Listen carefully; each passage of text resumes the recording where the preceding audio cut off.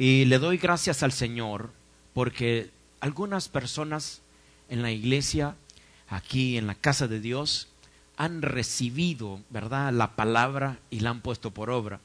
Le doy gracias al Señor porque hay varios grupos nuevos que han comenzado en sus hogares a compartir esta palabra también. Amén. Démosle un aplauso fuerte al Señor porque por lo menos 4 nuevos grupos se han levantado.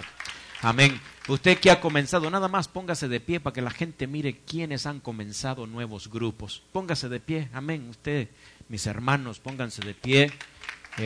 Allá nuevo grupo allá también. Amén. Y estamos contentos por eso. De eso se trata, de que la gloria del Señor no solamente se manifiesta aquí en la iglesia, sino que se manifiesta donde están los hijos de Dios, los que están llenos de la gloria, de la presencia del Señor. Amén. Y así nos conectamos, nos edificamos y también la gente se salva en las casas. Amén. Así que pongámonos de pie y vamos a Juan capítulo 8. Vamos a leer en la Biblia los primeros 11 versos. Dice Juan capítulo 8. Vamos a leer en el nombre del Padre, del Hijo y del Espíritu Santo. Y lea usted conmigo también en voz alta. Amén. Dice Juan 8:1. Dice: y Jesús se fue al monte de los olivos, y por la mañana volvió al templo, y todo el pueblo vino a él, y sentado él les enseñaba.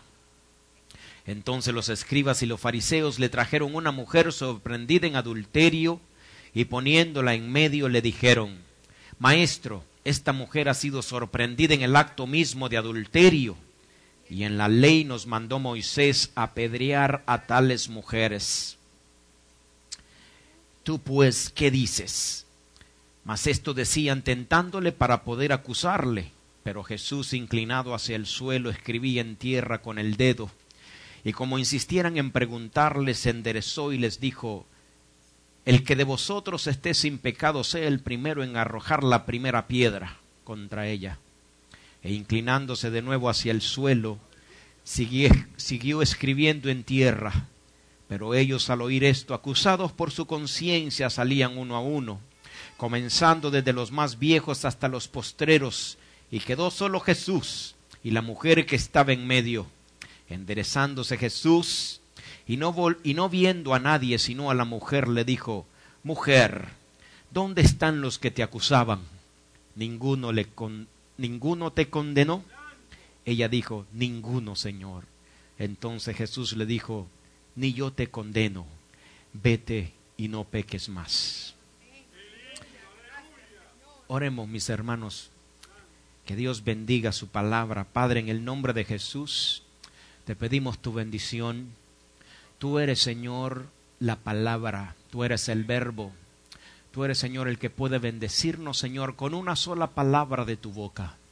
En el nombre de Jesús, Señor, que esta palabra que es viva y eficaz, más cortante que toda espada de doble filo, Señor, penetre, Señor, hasta partir, Señor, el espíritu y el alma, los tuétanos, Señor, toda, Señor, nuestro ser. Seamos bendecidos por tu palabra, por tu gracia. Y levántanos, Señor, tú conoces nuestro corazón, conoces las necesidades que tenemos mucho mejor que nosotros. En tus manos, Señor, estamos para que tú, Señor, nos moldees. En el nombre de Jesús. Amén. Amén. Pueden sentarse, mis hermanos, pueden sentarse. Y también esta es una escena muy preciosa. También quiero leer, así sentaditos, aquí en Juan 3, 19 al 20, que dice: y en esto conocemos que somos de la verdad, y aseguraremos nuestros corazones delante de Él. Pues si nuestro corazón nos reprende, mayor que nuestro corazón es Dios, y Él sabe todas las cosas. Amados, si nuestro corazón no nos reprende, confianza tenemos en Dios. Confianza tenemos en Dios. Una de las cosas más hermosas es una persona que confía en Dios, que confía en el Señor y descansa en Él. Descansa en el poder de su fuerza, en lo que Dios es, y que reconoce en su corazón de que todo lo que Dios hace, todo lo que Dios obra, lo obra para bien. Para bien. Amén. Para bien. Ahora, hay una escena en el cielo, que la vemos en la Biblia, en el libro de Job y también en Zacarías. Zacarías capítulo 3, donde hay un sacerdote llamado Josué, y él tuvo una visión, y en esa visión él vio a Dios el Padre, vio al Hijo, y también vio a Satanás, como en una corte, y Satanás acusando a los pecadores, acusando a las almas. Y esa escena se repite también en el libro de Job, cuando Satanás entra a la presencia del Señor, dice, y le pide permiso para ir, ¿verdad?, a tentar a Job, porque le dijo, él te adora, él te alaba porque todo le va bien, pero a ver si tú permites que yo le haga algo, a ver si te va a alabar y te va a bendecir como él dice que te alaba y te adora. Y, o sea, hay una corte, sí, hay una corte. Y quiero que tengamos en mente esto, ¿verdad? A medida como hablamos, a medida como esta trama de esta mujer, en tiempos de Jesús, cuando estuvo aquí en la tierra, donde sea que él iba, donde sea que él estaba, él manifestaba la gracia de Dios en él, que había en él. Amén. Y así, hoy día, nosotros podemos manifestar la gracia de Dios a través nuestro, a través de tus acciones, porque eso es la gracia del Señor. La gracia del Señor es acción. Es acción, no es solamente un tema, sino que es algo que se pone por obra. Amén. Por obra. De gracia recibimos, de gracia dice la palabra del Señor que tenemos que dar. Amén.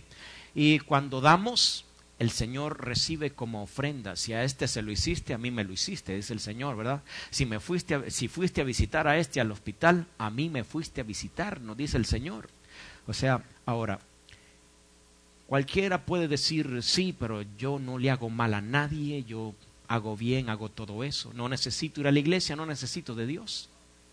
Pero con eso, ¿qué estaríamos diciendo nosotros? ¿Qué le estaríamos diciendo a Dios? Dios hizo un sacrificio por nosotros, para limpiarnos, para hacernos libres, para perdonarnos. Y dice Efesios 2, dice que por gracia somos salvos, por medio de la fe. ¿De la fe? ¿De la fe en qué? En lo que ya Jesucristo hizo en la cruz. Amén. Ahora, encontramos este drama de esta mujer. La encontraron con las manos en la masa, como decimos. Ella estaba en el acto de adulterio.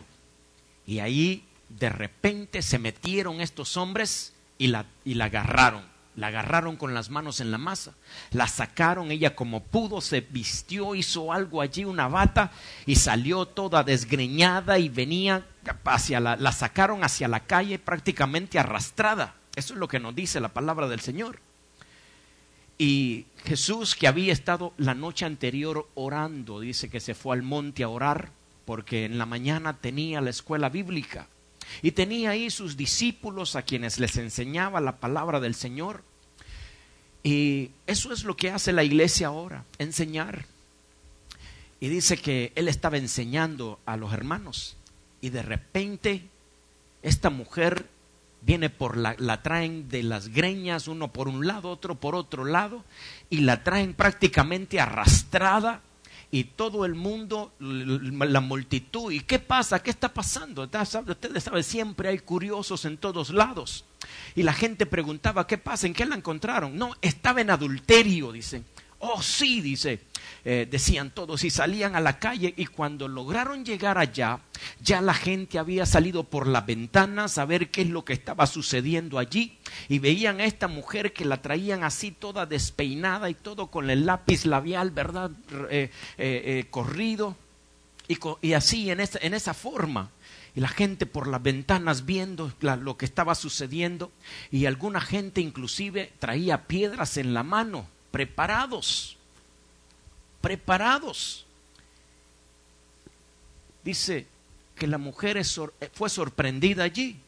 La Biblia dice, Juan 8 del 1 al 4, y todo el pueblo vino a él, y sentado él les enseñaba. Entonces los escribas y los fariseos le trajeron a una mujer sorprendida en adulterio, y poniéndole en medio le dijeron: Maestro, esta mujer ha sido sorprendida en el acto mismo de adulterio. Los escribas, los fariseos, o sea, tenían un comité de disciplina, un comité de santidad, porque la palabra decía que a esas mujeres había que apedrearlas, y se la traían a él para ver qué él iba a decir.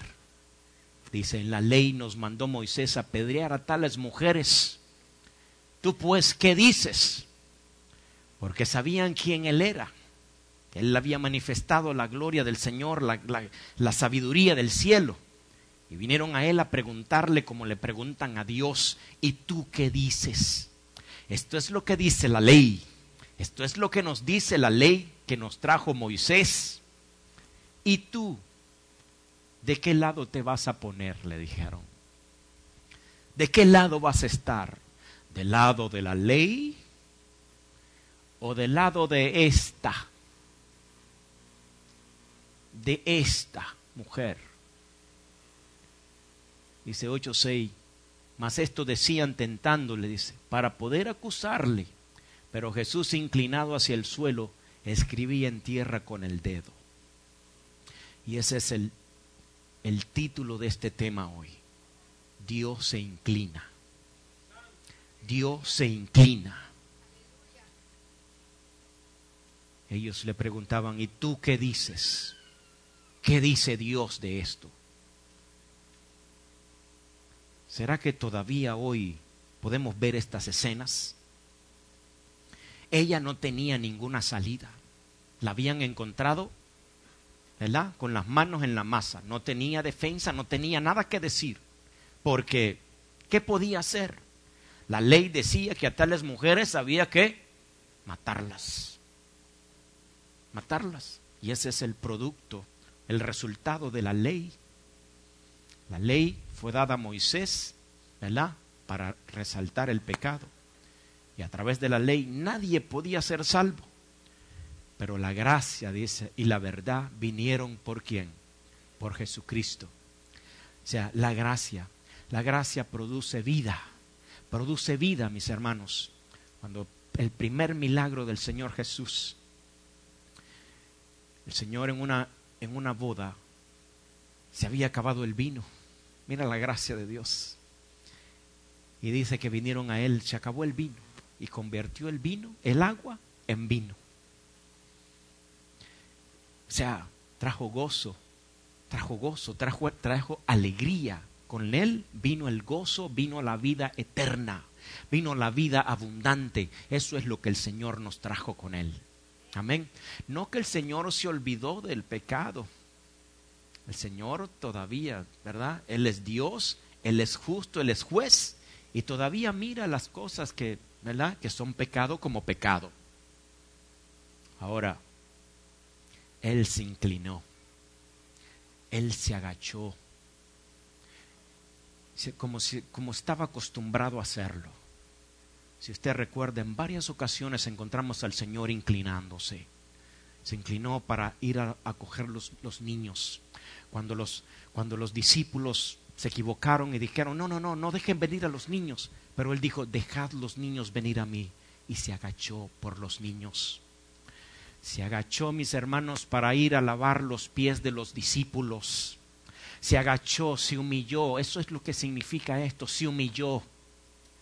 Para ir a lavarle los pies a sus discípulos. En ese entonces todavía los zapatos así no existían, y ese era un tiempo polvoriento. Ya se imagina cómo estaban esos pies. Por eso en cada casa que ellos iban, ponían una vasija con agua para que la gente se lavara los pies allí y no entrara con los pies así. Parece que no se los lavaron cuando entraron, y tenían los pies, ¿verdad?, y esas uñas que se doblaban así hacia abajo. Y el Señor le limpió los pies a cada uno. se agachó, se inclinó, y en este momento Él se agacha por ella. Él se inclina por ella. Y dice que la pusieron entre Él y la multitud. La multitud venía, listo. Venían porque la ley decía esto y eso es lo que había que hacer.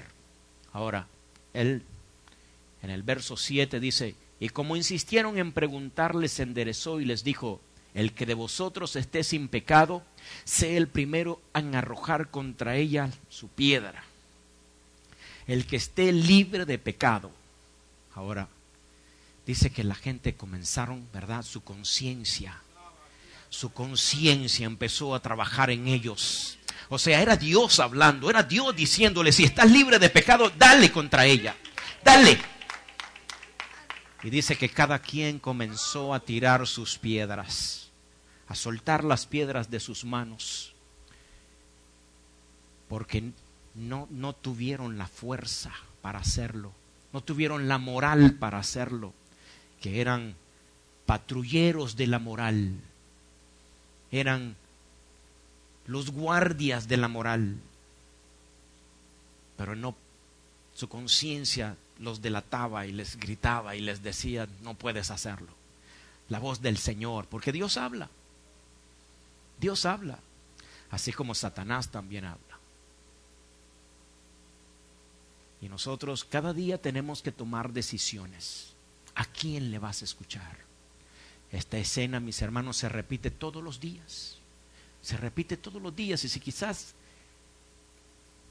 el Señor le hace esta pregunta, le dice, mujer, ¿dónde están los que te acusaban? ¿Ninguno te condenó? Ella dijo, ninguno, Señor. Entonces Jesús le dijo, ellos no te condenaron, yo tampoco te condeno. Y eso es la gracia de Dios. ¿La mujer se merecía el castigo, sí o no? Se merecía el castigo por de acuerdo a la ley. Ella se lo merecía. O sea, los que venían a acusarla no es que estaban mintiendo, no es que se estaban inventando algo. O sea, había verdad en ellos, ¿sí o no? Había verdad. Ahora, la gracia es el favor inmerecido de Dios para con nosotros.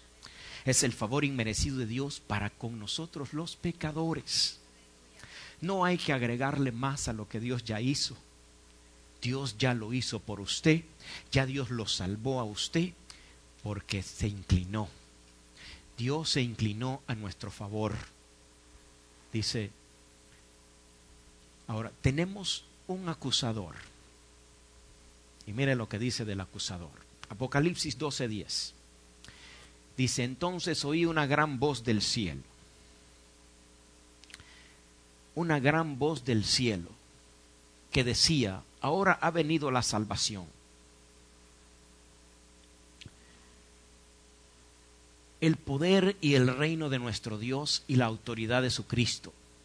Porque ha sido lanzado fuera el acusador de nuestros hermanos, el que los acusaba delante de nuestro Dios día y noche. Día y noche, sin descanso. Día y noche. O sea, así como esta mujer.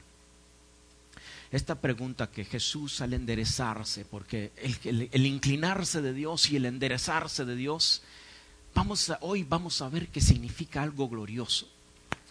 Y esta pregunta que el Señor le hizo a esta mujer es una pregunta para usted también en esta mañana. ¿Dónde están los que te acusan? ¿Dónde están esas voces? Porque Dios conoce nuestra condición. Dios conoce por las cosas que tú has pasado. Dios conoce que quizás hubieron palabras que quizás así como agarraron a esta mujer y la tiraron a la calle, así mismo a muchos han sido agarrados así y tirados hacia la calle. Tú no sirves para nada. Tú no sirves para nada. ¿Cuándo? ¿Cuándo vas a hacer algo bueno? ¿Cuándo vas a hacer algo bueno?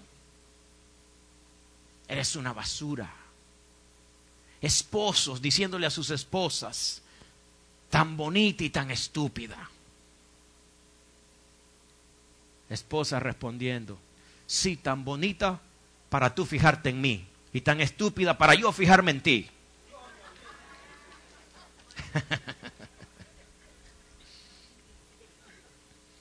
Aleluya.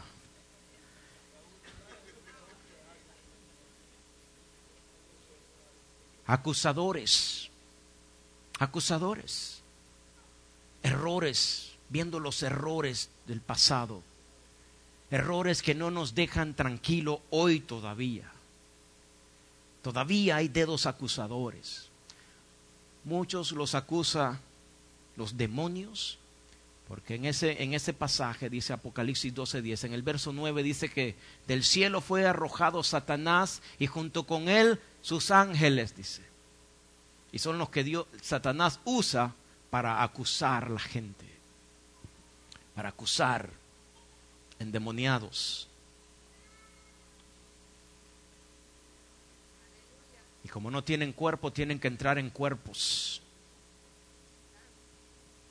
Y ellos usan lo que sea, usan hasta los papás. Papás que están para bendecir a sus hijos, para amar a sus hijos. A veces con palabras como: nunca vas a hacer nada bueno. ¿Cuándo me vas a hacer orgulloso como tu hermano? ¿Cuándo vas a ser como tu hermano? Nunca lo vas a lograr. Muchos han tratado, y tú tampoco lo vas a lograr. Nos recuerdan las equivocaciones. Y muchas veces hasta los hermanos. Vamos a orar por la hermanita. Tú no sabes lo que hizo. Agarrémosla por las mechas y tirémosla allá a la calle también en el medio. Oremos, es oración, hermana, es oración. A veces no es necesario decir los detalles. Simplemente oremos por la hermana. Así.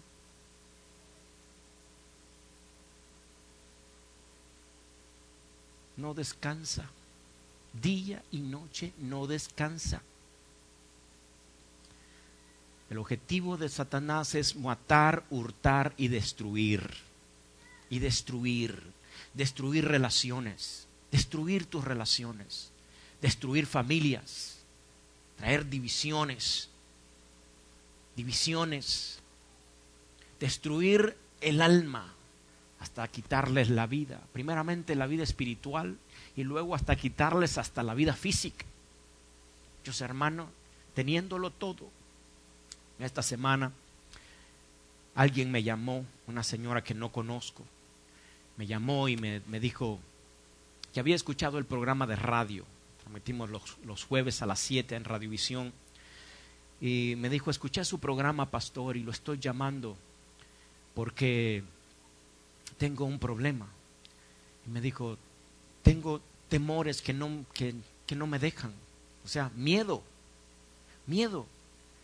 Y yo necesito ayuda.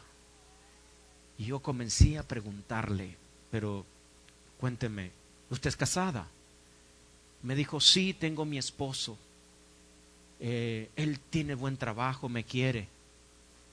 Ok. ¿Y tienes hijos? Sí, tengo 3. Y son buenos. Están estudiando en la universidad, uno está en la escuela y me sacan buenas notas. Son buenos. Y tú dices: pero ¿y de dónde viene esto? Y usted tiene su casa, está todo, ¿cómo están sus finanzas? No, todo bien, tenemos nuestro hogar, nuestra casa, todo anda bien. ¿Qué es eso si no es alguien que la está atormentando? O sea, hay muchas personas así que todavía escuchan las voces quizás a veces cuando somos niños, quienes más amamos a veces nos transmiten cosas que nos marcan para toda la vida, quizás, pero por eso vino el Señor, para destruir las obras del diablo. El diablo vino para hurtar, matar y destruir, pero Jesucristo vino para dar vida y vida en abundancia. Y vida en abundancia. Los demonios pueden usar compañeros de trabajo pueden usar familiares, pueden usar hasta pastores que predican nada más castigo. Si haces esto te vas para el infierno, si haces esto te vas allá. Cuidado, te vas de la congregación porque te vas para el infierno. Manipuladores son esos. Cuando alguien se quiere ir, es Dios quien nos mueve. Es Dios quien nos mueve. Amén. Y hay que bendecir. Hay que bendecir. Dios nos ha mandado a bendecir. A veces, como padres, tenemos que tener cuidado, porque podemos condenar a nuestros hijos, maldecir a quienes más amamos, maldecir a quienes trabajamos por ellos. Vamos a los trabajos, ¿verdad? Agotados, trabajados, y regresamos a casa. Y sé que hay situaciones, hay circunstancias, siempre hay situaciones, siempre hay problemas. Recuerdo en una ocasión, hermanos, tenía tantos problemas, le debía a todo el mundo, no tenía dinero cómo pagar. Y ya ustedes saben, una persona que nunca le había debido a nadie, y cuando le debía estaba loco por pagar, y llegó un momento donde debía como $100,000 y no tenía cómo pagar eso. Ya ustedes saben, no podía dormir. Y eran esas voces que llegaban y decían: mira, si te quitas la vida, el seguro que tienes va a pagar todo y tus hijos van a estar tranquilos. Esas voces. Tenemos que entender de dónde vienen las voces. Porque hay voces que vienen del cielo, pero hay voces que vienen del infierno para quitarte la vida. Él vino para hurtar, matar y destruir, pero Él vino para que tengas vida. Y hay diferencia cuando habla Dios y hay diferencia cuando habla Satanás. El producto de Satanás, el fruto de Satanás es condenación. Condenación, ese es el fruto. Vivir una vida condenada, vivir una vida, ¿verdad?, que tú dices no hay remedio, no hay solución. Mi padre dice que no sirvo para nada y nunca voy a servir para nada. Mentira del diablo. Mentira del diablo. La última palabra, ¿quién la tiene? Usted sabe que usted tiene un abogado. Tiene un abogado en el cielo. Usted no está solo, usted no está desamparado. Tiene alguien que pelea por usted, alguien que se endereza, que se para por usted, y es su abogado. No hay ningún abogado como Él. No hay nadie que sea como Él. No hay nadie que sea tan poderoso como Él. Siempre, todos los casos, Él los gana. Romanos 8:34 dice: ¿quién es el que condenará? Cristo es el que murió, más aún que Él también, el que también resucitó, el que además está a la diestra de Dios, el que también intercede por nosotros. ¿Qué es eso de intercede por nosotros? Que está por usted, que está para usted, que está diciendo allá en el cielo, Romanos 8:1, ninguna condenación hay para los que están en Cristo Jesús. Para ellos no hay condenación. Aquí está escrito en el libro de la vida: yo pagué por él, yo pagué por él. Está rociado con la sangre de Cristo. Ninguna condenación hay para los que están ¿en quién? En Cristo Jesús. Ninguna condenación hay. ¿Pero por qué? ¿Por qué, mis hermanos, nosotros nos preocupamos tanto? ¿Por qué entramos tantas depresiones? ¿Por qué entramos en tantas cosas que no son de Dios? Si ya en el cielo nuestro nombre está escrito allá en el libro de la vida. Si ya el Señor Jesucristo pagó por nosotros, pagó con su sangre por nosotros. ¿Por qué tenemos que agregarle nosotros? ¿Por qué tenemos que agregarle a lo que ya Cristo ya hizo? Consumado es, dijo ahí en la cruz. Consumado es, o sea, está hecho. Está hecho. Hebreos 7:25 dice: por lo cual puede también salvar momentáneamente o perpetuamente. Perpetuamente a los que por Él se acercan a Dios, viviendo siempre ¿para qué? Interceder por ellos. ¿Cuándo saben que Cristo vive? Que no está en una tumba, que esa tumba está vacía. Allá está la tumba de Mahoma, allá está la tumba de Buda y la tumba de todos esos, pero la de Jesucristo está vacía. Está vacía. La muerte no tuvo poder con Él. La muerte pensó, aquí lo tengo acorralado.